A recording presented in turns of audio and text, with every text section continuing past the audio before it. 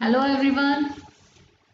आज इस लेक्चर में हम लोग डिस्कस करने वाले हैं नॉन एक्वस टाइट्रेशन के अंदर एसिडिमेट्री एंड एल्कलीमेट्री टाइट्रेशन। ठीक है, ये जो दोनों हैं एसिडिमेट्री एंड एल्कलीमेट्री टाइट्रेशन, ये किस चीज के टाइप्स हैं? These are the types of non aqueous titration. तो सबसे पहले हम डिस्कस करेंगे एसिडिमेट्री टाइट्रेशन। अभी लास्ट के कुछ लेक्चर्स में मैंने टर्म्स ये दोनों यूज किए थे, एसिडिमेट्री एंड एल्कलीमेट्री। ठीक है, तो वहाँ से एक चीज़ तो आपको क्लियर हो गई थी कि एसिडिमेट्री का मतलब हो गया कि अगर हम केमिस्ट्री, प्योर केमिस्ट्री की डेफिनेशन की बात करें कि सिंपली एसिडिमेट्री क्या होता है, तो एसिडिमेट्री में हम एसिड को नाप रहे हैं। ठीक है, एसिड नाप रहे हैं, इतना था। लेकिन अब हम यहाँ पर क्या कर रहे हैं? नॉन एक्वस टाइट्रेशन की बात कर रहे हैं। तो डेफिनेटली हम एसिड को ही नापने जा रहे हैं, लेकिन घुमा फिरा के एसिड को नापने जा रहे हैं। ठीक है, तो यहाँ के जो एसिडिमेट्री होगी उसमें हमें एस्टिमेशन किसी और चीज का करना है, एसिड को नाप के। ठीक है, तो इसको समझेंगे बहुत ध्यान से, क्योंकि ये कंफ्यूज हो सकते हो आप। नॉर्मल जो एसिडिमेट्री की डेफिनेशन होती है और एसिडिमेट्री टाइट्रेशन की जो डेफिनेशन होती है, वहाँ जो था टर्म एसिडिमेट्री यूज कर रहे थे सिर्फ हम, जो कि केमिस्ट्री का एक टर्म है एसिडिमेट्री, जिसका मतलब होता है एसिड को नापना। ठीक है, यहाँ हम बात कर रहे हैं एसिडिमेट्री टाइट्रेशन की। ठीक है, जो कि नॉन एक्वस के अंदर हम टाइट्रेशन के अंदर हम पढ़ रहे हैं। इस एसिडिमेट्री में हमें करना क्या है बेसिकली? तो इसको समझने की शुरुआत हम ऐसे करते हैं कि हमने जो नॉन एक्वस टाइट्रेशंस का यूज किया, ठीक है, इसको हम अब से ये लिखेंगे। तो नॉन एक्वस टाइट्रेशंस हम लोग किस चीज के लिए करते हैं? दो चीजें हैं, या तो हमारे पास जो सैंपल है वो बहुत ही वीक एसिड है, या फिर एक सैंपल है जो कि बहुत ही वीक बेस है। अब हमें वीक एसिड और वीक बेस का एस्टिमेशन करना है, इसलिए हम नॉन एक्वस टाइट्रेशंस का यूज कर रहे थे। ठीक हो गई थी ये बात। फिर हमने पढ़ा था सॉल्वेंट सिस्टम, सॉल्वेंट्स पढ़े थे। अब हमारे पास कोई चीज वीक एसिड है, ठीक है, तो वीक एसिड का जब हमें एस्टिमेशन करना है तो हमें सॉल्वेंट्स जो हमने पढ़े थे उससे याद आ जाना चाहिए कि यहाँ अगर हमें वीक एसिड का एस्टिमेशन करना है तो हमें कोई प्रोटोफिलिक सॉल्वेंट का यूज करना पड़ेगा, यानी कि ऐसा सॉल्वेंट जो कि उस एसिड की एसिडिटी को और एनहांस कर दे और खुद क्या हो? बेसिक इन नेचर हो। ठीक है, तो यहां से लिखना शुरू हम कर देते हैं कि वीक एसिड के लिए जो हम सॉल्वेंट यूज करेंगे वो बेसिक इन नेचर होगा, और वीक बेस के लिए जो सॉल्वेंट हम यूज करेंगे वो एसिडिक इन नेचर होगा। ठीक है, सॉल्वेंट हो रहा है, ध्यान रखिएगा, टाइट्रेंट की बात नहीं करी है मैंने। ठीक है, मतलब कि सॉल्वेंट का मतलब अभी तक आप क्या कर रहे थे? किसी भी आपने एनालेट को, जिसको आप एनालिसिस जिसकी करने जा रहे थे, उसको आप अभी तक वाटर में डिसॉल्व कर रहे थे। यहाँ आप क्या कर रहे हो? जैसे मान लीजिए वीक एसिड है तो उसको डिसॉल्व कर रहे हो सॉल्वेंट में, तो सॉल्वेंट कैसा होगा? बेसिक इन नेचर होगा। तो यहाँ आप जब सैंपल प्रिपरेशन कर रहे होते हो उस टाइम पर आपको जो कौन सा सॉल्वेंट लेना है जिससे कि ये जो आपका एनालाइट है जो कि वीक एसिड है उसकी एसिडिटी इंक्रीज हो जाए, तो हमें कोई ऐसा सॉल्वेंट लेना है जो कि बेसिक इन नेचर हो और इस वीक एसिड को हेल्प करे अपना प्रोटॉन डोनेट कराने में। राइट, तो ये बेसिक सोल्यूशन होगा। तो बेसिक सोल्यूशन का नेचर होता है कि जो एसिड है उससे प्रोटॉन को खींचता है। ठीक है, बेस अपनी तरफ प्रोटॉन्स को खींचता है अपनी तरफ। तो बेस जब हम यूज करेंगे एसिड के साथ में तो एसिड की स्ट्रेंथ जो होगी वो बढ़ जाएगी, मतलब कि एसिड और अच्छा एसिड की तरह काम कर पाएगा। तो वीक एसिड भी एक अच्छे एसिड की तरह काम कर पाएगा और अपने प्रोटॉन्स को डोनेट कर पाएगा। ठीक है, तो इसलिए हम यहाँ पर सॉल्वेंट यूज कर रहे हैं बेसिक वीक एसिड के लिए और एसिडिक यूज कर रहे हैं वीक बेस के लिए। अब हमें इसका टाइट्रेशन कराना है। नेक्स्ट स्टेप हमारा आता है कि अब हमें इसका टाइट्रेशन करके एस्टिमेशन करना है, पता करना है कि कितना अमाउंट जो हमने लिया था वो उतना अमाउंट है या नहीं है। ठीक है, फॉर एग्जाम्पल वीक बेस, हम कोई एग्जाम्पल लेते हैं एफेड्रिन, जो आपके सिलेबस में भी है, तो वही एग्जाम्पल ले लेते हैं। कोई एक एफेड्रिन है, ठीक है, तो आपने क्या किया, एफेड्रिन आपके पास है, तो एफेड्रिन का मान लीजिए 0.5 ग्राम लिया आपने और उसको डिसॉल्व कर दिया ग्लेशियल एसिटिक एसिड में। ठीक है, क्योंकि हमें वीक बेस है ना, ये हमारे पास एफेड्रिन एक वीक बेस है, तो अगर उसको तैयार करना है तो हम किस में तैयार करेंगे, ग्लेशियल एसिटिक एसिड। सॉल्वेंट हमें एसिडिक लेना है, तो हमने ग्लेशियल एसिटिक एसिड में डिसॉल्व करके तैयार कर दिया।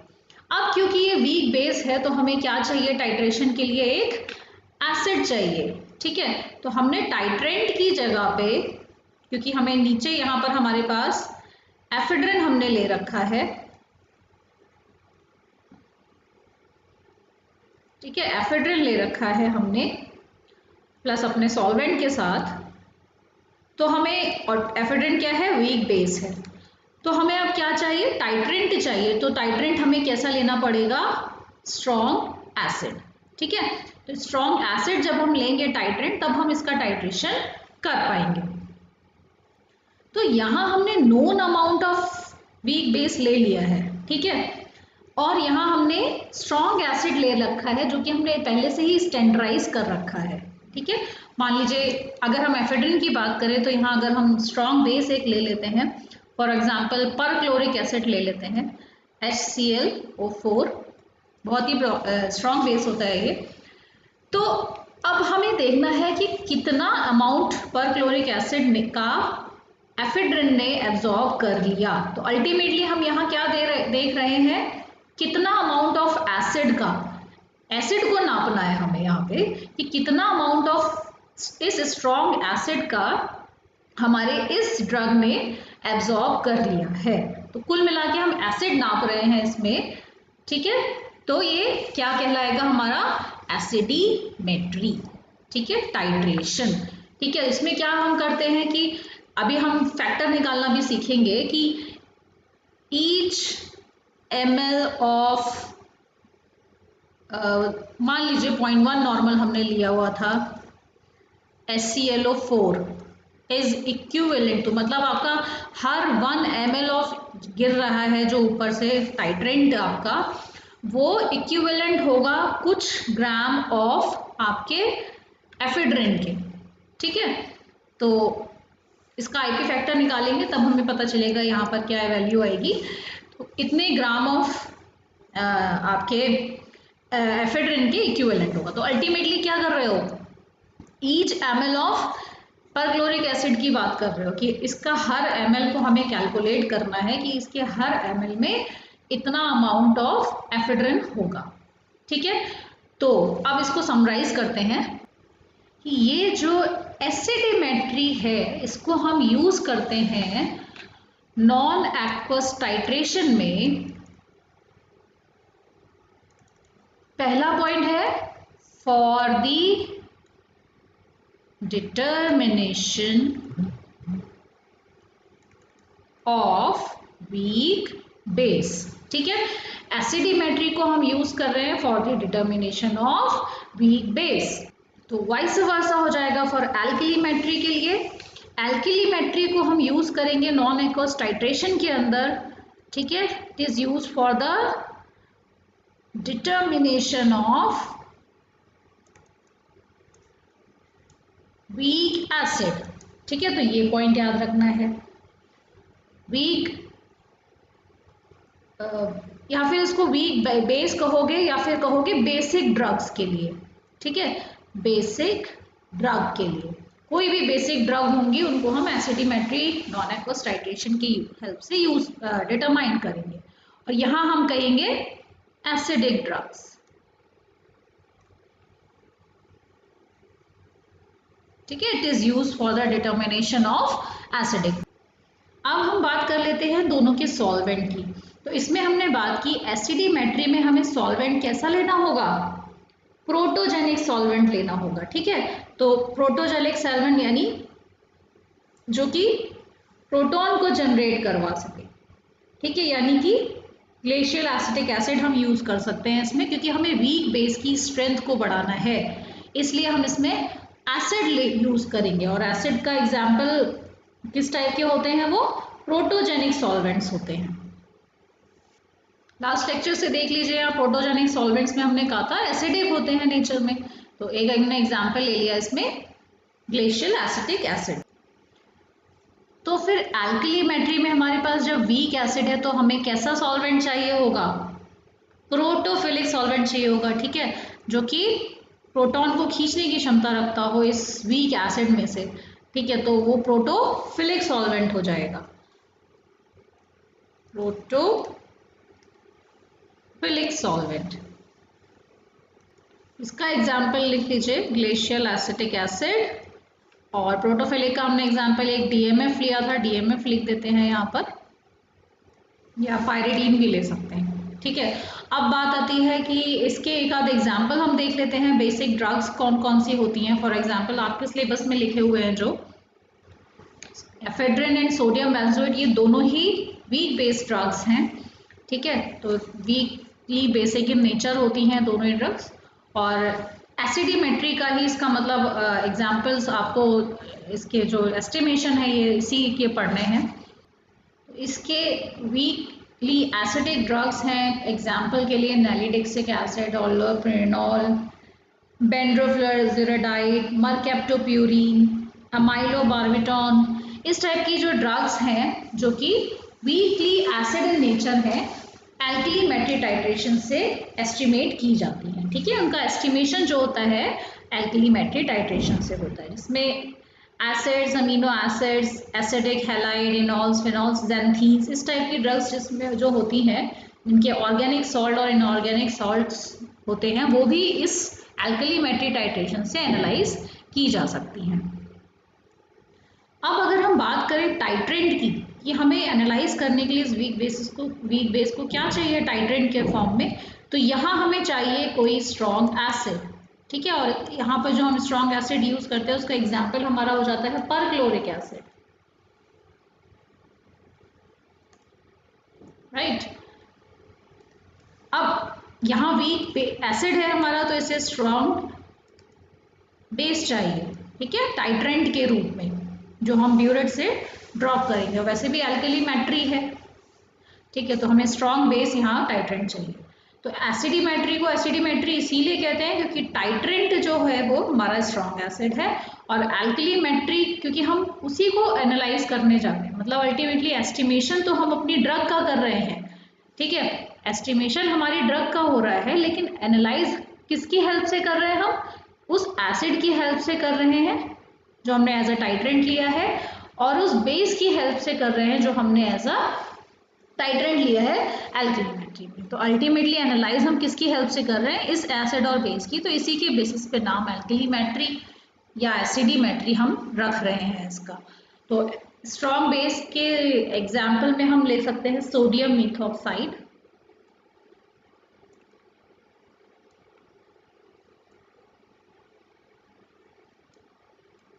ठीक है, तो ये हो गया टाइट्रेंट। अब बात करते हैं इंडिकेटर की, कि इंडिकेटर हम कौन सा यूज करेंगे। तो देखिए इसमें जो इंडिकेटर्स होते हैं उनका जो कलर होता है, एंड पॉइंट का जो कलर होता है, टाइट्रेशन टू टाइट्रेशन वेरी करता रहता है।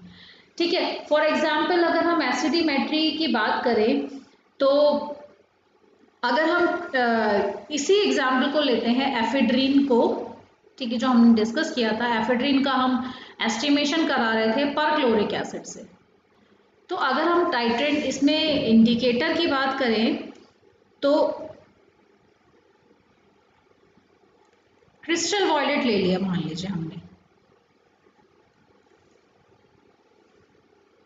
Crystal violet. इनिशियली इसका कलर जो होता है वो वॉयलेट कलर का होता है, जैस द नेम इंडिकेट। उसके बाद इसका कलर ब्लू कलर का हो जाता है, जिसमें कुछ ग्रीन या ग्रीनिश येलो कलर भी वेरिएंट देखने को मिलता है। लेकिन इस केस में जहां हम एफेड्रिन ले रहे हैं और परक्लोरिक एसिड के साथ उसका एस्टिमेशन कर रहे हैं, वहां पर जो हमारा एंड पॉइंट पे कलर देखने को मिलेगा blue to bluish green colour देखने को मिलेगा। ठीक है, ब्लू टू ब्लूइश ग्रीन। ठीक है, तो इसका मतलब टाइट्रेशन से टाइट्रेशन वेरी करता रहता है। इंडिकेटर का जो कलर होता है बहुत ही स्पेसिफिक हम नहीं बता सकते इस केस में, इसीलिए जनरली जो हमारे ये टाइप के जो टाइट्रेशंस होते हैं, एसिडिमेट्री, एल्किलीमेट्री टाइट्रेशन फॉर नॉन एक्वस, हमारे जो एनालेट हैं, ठीक है, ड्रग्स हैं, उनको डिसॉल्व करने के लिए नॉन एक्वस टाइट्रेशंस को, तो हम जनरली उस केस में हम क्या यूज करते हैं, पोटेंशियोमेट्रिक टाइट्रेशन का यूज करते हैं rather than this following this procedure. ठीक है, तो वहां से हमें शार्प एंड पॉइंट पता चलता है पोटेंशियोमेट्री। अभी हम 5th यूनिट में आएंगे जब हम तब पढ़ेंगे, लेकिन फिलहाल हम ये भी करते हैं। तो जहां पोटेंशियोमेट्री का यूज करके हम देखते हैं कि शार्प एंड पॉइंट पे हमारा कलर क्या था, तो वहां से हम आगे के लिए यूज कर सकते हैं उस पॉइंट को, उस कलर चेंज को फॉर शार्प एंड पॉइंट। ठीक है, तो ऐसा कलर आ गया इस केस में, इसका मतलब वहां एंड पॉइंट आ गया। ये हमने पोटेंशियोमेट्रिक टाइट्रेशन से पहले ही डिसाइड कर रखा है। ठीक है, ऐसे ही अगर हम एल्किलीमेट्री के केस में अगर इंडिकेटर की बात करें, तो एक थाइमोल ब्लू हमारा इंडिकेटर होता है, जिसको हम generally 0.2% weight by volume solution होता है मिथेनॉल में इस इंडिकेटर का, ये भी नोट कर सकते हैं।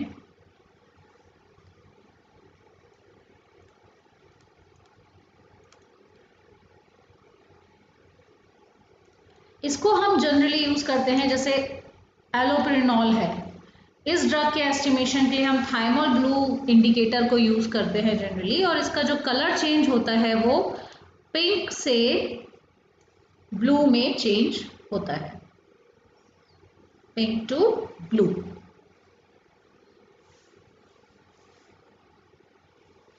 क्योंकि एसिडिक मीडियम में ये पिंक रहता है, और अल्कलाइन मीडियम में जैसे ही एक ड्रॉप ऑफ एक्स्ट्रा आपकी एल्कली उसमें आपके टाइटेंट एज अ टाइटेंट आपका एक ड्रॉप एक्स्ट्रा आएगा तो वो ब्लू कलर में कन्वर्ट हो जाएगा, यानी अल्कलाइन मीडियम में ये ब्लू कलर का रहता है। अगर इसके और भी एग्जाम्पल हैं, जैसे कि अभी हमने बात की नेलिडिक्सिक एसिड, तो थाइमोल थैलीन एक करके इंडिकेटर होता है, वो यूज होता है। ठीक है, एक एसिटाजोलामाइड एग्जाम्पल है एसिडिक ड्रग का, उसके लिए हम सीधे सीधे पोटेंशियोमेट्रिक डिटर्मिनेशन करते हैं, हम उसमें डिटर्मिनेशन करते ही नहीं है नॉन एक्वस। तो ऐसे एग्जाम्पल्स, बहुत सारे एग्जाम्पल्स हैं जिनमें हमें डिसाइड करना पड़ता है कि हम acid based non aqueous titration करें या पोटेंशियोमेट्री करें या फिर एसिड बेस्ड टाइट्रेशन एक्वस करें। तो हमारे जो डिटर्मिनेंट हैं, जो एनालेट हैं, एनालेट के बेसिस पे वेरी करता रहता है कि हम कौन सा मेथड चूज करने वाले हैं अपने टाइट्रेशन को या फिर एस्टिमेशन को कैरी आउट करने के लिए। करेक्ट, तो ये जो आपको मैंने बताया difference between acidimetry titration and alkalimetry titration. अब अकॉर्डिंग टू योर सिलेबस, हमारे सिलेबस में एसिडिमेट्री टाइट्रेशन के 2 एग्जाम्पल हैं, दैट इज एफेड्रिन और सोडियम बेंजोएट, जिनका हमें एस्टिमेशन करके दिखाना है।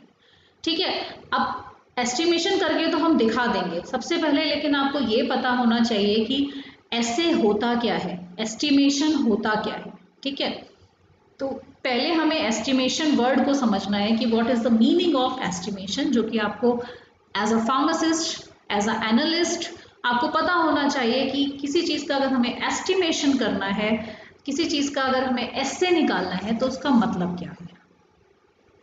तो as the estimation word itself explanatory है ना, तो क्या एक्सप्लेन कर रहा है एस्टिमेशन, कि हम किसी चीज का अनुमान लगा रहे हैं, किसी चीज को पता कर रहे हैं। अब इस केस में, केमिस्ट्री के केस में या एनालिसिस के केस में हम क्या करते हैं एस्टिमेशन में, एस्टिमेशन में हम पता लगाते हैं कि अमाउंट कितना है।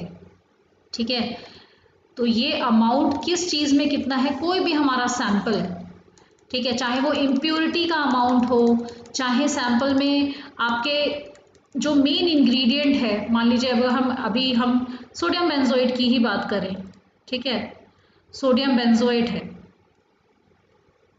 तो सोडियम बेंजोएट कितना है, ठीक है, इतने मान लीजिए आपने 0.5 ग्राम लिया, तो 0.5 ग्राम में क्या पूरा 0.5 ग्राम सोडियम बेंजोएट ही है या फिर उसमें कुछ इम्प्योरिटीज भी हैं, ठीक है, तो इम्प्योरिटीज कितनी है और सोडियम बेंजोएट कितना है, इसका एस्टिमेशन करना है, इसका पता लगाना है, इसका एसए निकालना। तो परसेंटेज ऑफ इम्प्योरिटीज कितनी है या फिर percentage purity of sodium benzoate कितना है, दिस इज कॉल्ड एस्टिमेशन, ठीक है। या फिर क्या करना, एसए निकालना। एसए का मतलब, किसी बच्चे ने मेरे से कमेंट बॉक्स में पूछा था कि मैम एसए का मतलब क्या होता है, तो एसए का मतलब भी वही होता है कि किसी भी आपके सैंपल में कितना अमाउंट, ठीक है, प्रेजेंट है, या तो इम्प्योरिटी की बात करें तो इम्प्योरिटी का कितना परसेंटेज प्रेजेंट है, या फिर आपका जो मेन इंग्रेडिएंट है वो कितना परसेंट प्योर है, ठीक है, उसमें कितना अमाउंट आपने ले रखा है, तो कितना एक्चुअल अमाउंट उसमें प्रेजेंट है आपके उस सैंपल का, ठीक है, दैट इज कॉल्ड एसए, अगर हम लेमैन लैंग्वेज में बिल्कुल बात करें तो, राइट। तो यहाँ पर हम एस्टिमेशन अगर किसी चीज का कर रहे हैं, उसका मतलब सीधे सीधे यही हो जाता है कि आप ये पता कर रहे हो कि अगर आपने इतना ग्राम ऑफ सोडियम बेंजोएट लिया था तो उसमें कितना एक्चुअल में है, ठीक है, तो उसको निकालने के लिए हम क्या करते हैं, कुछ कैलकुलेशंस करते हैं। अल्टीमेटली देखिए, टाइट्रेशन करने से हमारे पास क्या आ रहा है, ये आपने कितना टाइट्रेंट ऐड किया है ना, अमाउंट ऑफ टाइट्रेंट ही तो पता चल रहा है आपको, या वॉल्यूम कह लो, वॉल्यूम या फिर अमाउंट कह लो, वॉल्यूम ऑफ टाइट्रेंट पता चल रहा है आपको कि आपने कितना यूज करा इस सारे के सारे सैंपल को अपने न्यूट्रलाइज करने के लिए, ठीक है, तो आपने न्यूट्रलाइज कर दिया इस सैंपल को by using this volume of titrant. तो अल्टीमेटली आपने इस टाइट्रेंट को पता करना है कि कितना आपने टाइट्रेंट यूज किया, तो उससे कितना आपका एक्चुअल में जो आपका सैंपल था वो यूटिलाइज हुआ है, राइट। तो इसकी कैलकुलेशन देखते हैं एक बार।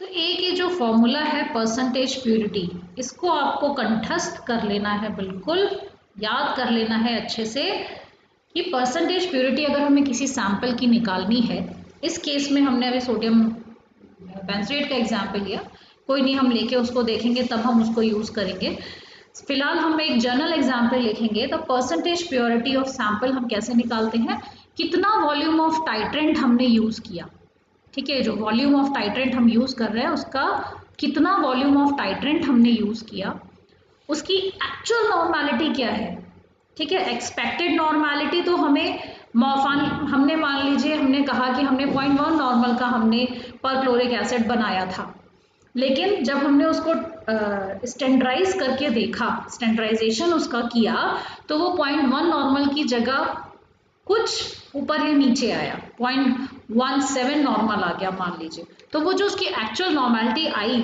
स्टैंडर्डाइजेशन के बाद, उसको हम यहाँ रखेंगे, एक्चुअल नॉर्मेलिटी ऑफ टाइट्रेंट, ठीक है। एक आईपी फैक्टर होता है, हर किसी भी रिएक्शन से निकालते हैं हम, जब हम रिएक्ट कराते हैं तो क्या आईपी फैक्टर आएगा, वो भी मैं अभी आपको कैलकुलेट करके बताऊंगी कि आईपी फैक्टर कैसे निकालते हैं।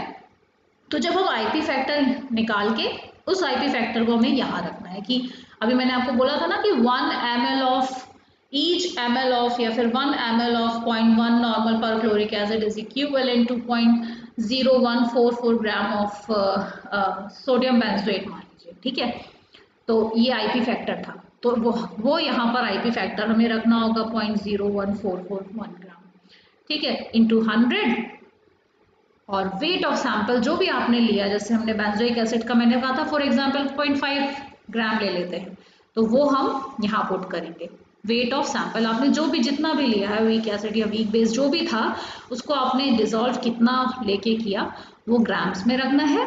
उसके बाद एक्सपेक्टेड नॉर्मेलिटी, जैसा कि मैंने कहा पर क्लोरिक एसिड को मैंने एक्सपेक्टेड नॉर्मेलिटी 0.1 नॉर्मल बनाया था, वही एक्सपेक्टेड नॉर्मेलिटी हमें यहाँ रखनी है। एक्चुअल कितना बना वो तो हमें स्टैंडर्डाइजेशन के बाद पता चलेगा, लेकिन एक्सपेक्टेड कितना हमने बनाया था 0.1 नॉर्मल एक्सपेक्टेड था, वो यहाँ पर हम रखेंगे, क्योंकि हमने इस एक्सपेक्टेड नॉर्मेलिटी से ही आईपी फैक्टर निकाला है। ठीक है, इसलिए हम एक्सपेक्टेड नॉर्मेलिटी पुट कर रहे हैं फॉर्मूले के अंदर। ठीक है, तो this is the formula for percentage purity of sample. ठीक है, for the calculation of this percentage purity of sample. इस फॉर्मूले को हमेशा के लिए बहुत अच्छे से याद कर लीजिए। अब बात आती है कि हम आईपी फैक्टर कैसे कैलकुलेट करते हैं, उसको देखने की। तो आईपी फैक्टर हम इसको इक्विवेलेंट फैक्टर भी कहते हैं। तो इसको निकालने के लिए आईपी फैक्टर हमने इसलिए लिखा है क्योंकि हम इंडियन फार्माकोपिया देख लेते हैं और उसमें से आईपी फैक्टर को इसमें पुट कर देते हैं, दैट्स इट। लेकिन हमें इसे कैलकुलेट करना पड़े तो इसको हम इक्विवेलेंट फैक्टर भी कहते हैं। तो इक्विवेलेंट फैक्टर की अगर हम डेफिनेशन देखें तो इक्विवेलेंट फैक्टर का मतलब होता है 1 ml of something is required to equilibrate some amount of या फिर ग्राम्स ऑफ सैंपल। ठीक है, तो इक्विवेलेंट का मतलब हो गया कि कितना, जैसे 1 ग्राम अगर आप 1 ml आपके स्टैंडर्ड का 1 ml स्टैंडर्ड का कितने नंबर ऑफ ग्राम से रिएक्ट किया, number of grams of sample से रिएक्ट किया है। ठीक है, तो 1 ml ऑफ स्टैंडर्ड कितने number of gram of sample से रिएक्ट किया है, उसको इक्विवेलेंट फैक्टर कहते हैं। उसे कैलकुलेट करने के लिए हमें सबसे पहले क्या चाहिए, एक बैलेंस इक्वेशन चाहिए। ठीक है, हमने एक बैलेंस इक्वेशन ले ली। फॉर एग्जांपल हमने यहाँ पर बैलेंस इक्वेशन में ले रखा है अपना सोडियम बेंजोएट को हमने पर क्लोरिक एसिड से रिएक्ट कराया है, और पर क्लोरिक एसिड की हमने नॉर्मेलिटी पता होनी चाहिए हमें इस केस में। तो 0.1 नॉर्मल हमने पर क्लोरिक एसिड ले रखा है। ठीक है, HClO4। और आईपी फैक्टर निकालने के लिए हमें क्या क्या चाहिए, पहली चीज़ हो गई मॉलिक्यूलर वेट चाहिए दोनों के।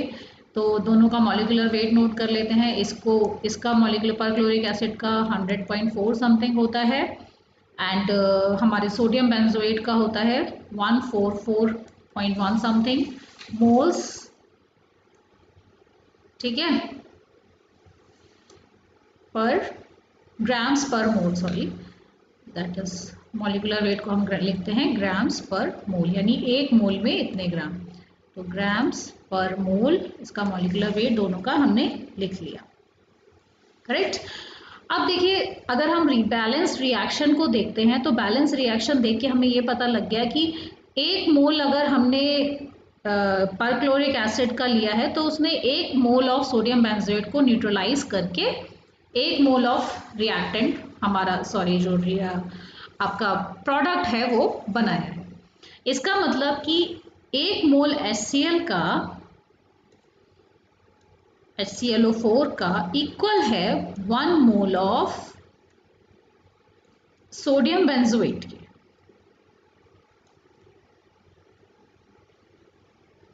ठीक है, तो 1 mole of HClO4 is equal to 1 mole of sodium benzoate. अब देखिए, हमें ध्यान क्या रखना है, यहाँ पर हम मोल की बात नहीं कर रहे हैं, यहाँ हम नॉर्मेलिटी की बात कर रहे हैं। ठीक है, तो यहाँ पर हमें नॉर्मेलिटी रखना है। तो नॉर्मेलिटी के लिए आपको पता है normality equals to gram equivalent होता है। ठीक है, ग्राम इक्विवेलेंट अपॉन लीटर होता है। ठीक है, लेकिन अब क्या है, पहले हमें ग्राम इक्विवेलेंट निकालना है, उसके बाद हम देखेंगे कि कितना मोल हमारा कितने के बराबर होगा, 1 मोल हमारा कितने नॉर्मल के बराबर आ जाएगा। तो अगर हम दोनों ही केसेस में देखें, सोडियम बेंजोएट और हमारा जो परक्लोरिक एसिड है, normality is equal to molarity आने वाली है, क्योंकि जो इसका ग्राम इक्विवेलेंट है इक्वल्स टू मॉलिक्यूलर वेट ही आता है, बिकॉज इसकी जो एसिडिटी है दैट इज 1 एंड इसकी जो बेसिसिटी है दैट इज ऑल्सो 1। तो नॉर्मेलिटी इक्वल्स टू मोलैरिटी आता है। तो इस इक्वेशन से अब हम रख सकते हैं, यानी कि 1 normal HClO4 is equal to 1 mole, यानी molecular weight of sodium benzoate. ठीक है, तो 1 normal HClO4 equals to molecular weight of sodium benzoate. अब यहाँ पर हम 0.1 नॉर्मल HClO4 की बात कर रहे हैं, तो हम इसको डिवाइड बाय 10 कर सकते हैं दोनों तरफ। ठीक है, तो इसको कर देंगे 0.1 normal HClO4 equals to molecular weight of sodium benzoate का मॉलिक्यूलर वेट ही लिख लेते हैं डायरेक्ट यहाँ पर, बार बार इतना लिखने से 144.1 डिवाइड बाय 10 इधर भी कर देंगे। ठीक है, अब हमें पता है कि हम डील कर रहे हैं mls में, नॉट इन लीटर्स, क्योंकि अभी तक हम नॉर्मेलिटी बात कर रहे थे तो हम लीटर्स में बात कर रहे थे। तो हम डील कर रहे हैं इक्विवेलेंट फैक्टर में 1 ml की बात कर रहे हैं, यानी ईच ml की। तो 1 ml of 0.1 normal HClO4 is equal to या equivalent to 144.1 इंटू 10 इंटू हम क्या करेंगे, ml में कन्वर्ट करा है लीटर को, तो डिवाइड बाय 1000 करना होगा हमें, तो हमने इसको डिवाइड बाय 1000 कर दिया। ठीक है, देखिए मॉलिक्यूलर वेट हमने सिर्फ एक का पुट किया है, पता हमें दोनों की होना चाहिए। मॉलिक्यूलर वेट पुट करने की जरूरत हमें पड़ी है जो हमारा एनालेट है उसकी। ठीक है, तो यानी कि अगर हम आईपी फैक्टर अब इसका निकालना चाहें, 1 ml of 0.1 normal HClO4 is equivalent to, ये आ जाता है आपका 0.01 2 3 4 के बाद आपको पॉइंट लगना है 1 2 3 4 1। ठीक है, तो ये आ गया आपका grams of sodium benzoate, right. तो इस टाइप से हम आपका इक्विवेलेंट फैक्टर कैलकुलेट करते हैं। तो ये आपका आईपी फैक्टर भी बोल सकते हो, जो कि आईपी में अगर आप देखोगे तो ये ऑलरेडी दिया हुआ होगा, इसलिए आईपी फैक्टर भी बोलते हैं इसको। तो ईच ml या फिर 1 ml of 0.1 normal perchloric acid is equivalent to इतने ग्राम ऑफ सोडियम बेंजोएट। इस वैल्यू को हम जस्ट यहाँ पुट कर देंगे, जब भी हमें वॉल्यूम ऑफ टाइट्रेंट मिल जाएगा, एक्चुअल नॉर्मेलिटी मिल जाएगी, और हम कैलकुलेट कर लेंगे अपना परसेंटेज प्योरिटी ऑफ सैंपल। ठीक है, तो इस चीज़ को हम अप्लाई करेंगे नेक्स्ट लेक्चर में, जब हम एस्टिमेशन ऑफ सोडियम बेंजोएट करेंगे तो हम डायरेक्टली ये सारी कैलकुलेशंस वहाँ पर अप्लाई करेंगे, या फिर कोई भी एस्टिमेशन होगा नेक्स्ट, उसमें हम डायरेक्ट कैलकुलेशंस ये अप्लाई कर देंगे। ओके, इसको अच्छे से देखिए और एग्जाम्पल्स इसके सॉल्व करिए, आईपी फैक्टर्स निकालिए, तो ये आपके लिए इजी हो जाएगा। तब तक के लिए इसे पढ़िए। All the best, bye.